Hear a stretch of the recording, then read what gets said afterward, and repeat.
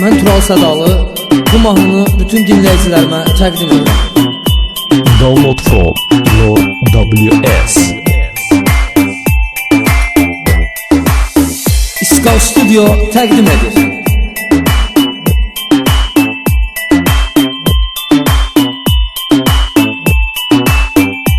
Ekskluziv olaraq Fərid Azəri təqdim edir. Yine sensiz gecelerden, o karanlık küçelerden seni sordum, seni gezdim, sen yoksan. Ele darıxdım, ele yandım, gelmedin. Geldim göz yaşımı ama silmedin. Darıxmaq nədir bilmirsən, getmirsən, niye gelmirsən? Gözləyirəm, hələ gəlmirsən. Ay yüreksiz, ay insafsız, niye gelmirsən?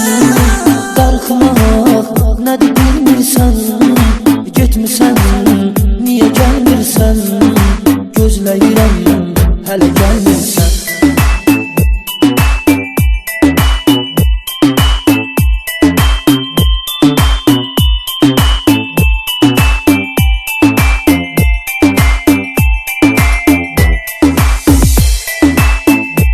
Download from your WS.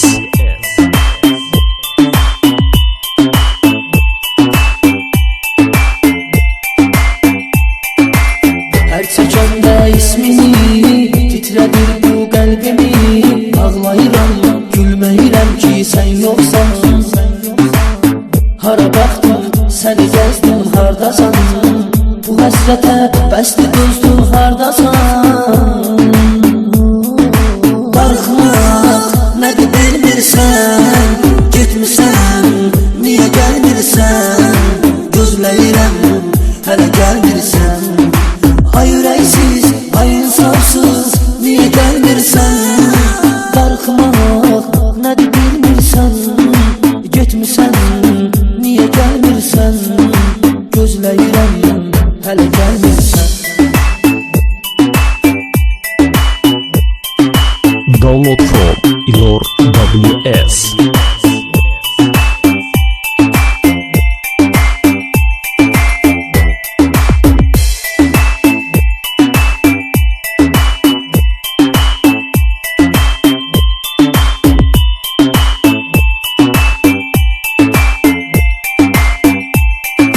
Darıxmaq nədir bilmirsən, getmirsən, niyə gəlmirsən? Gözləyirəm, hələ gəlmirsən. Ay yüreksiz, ay insafsız, niyə gəlmirsən? Darıxmaq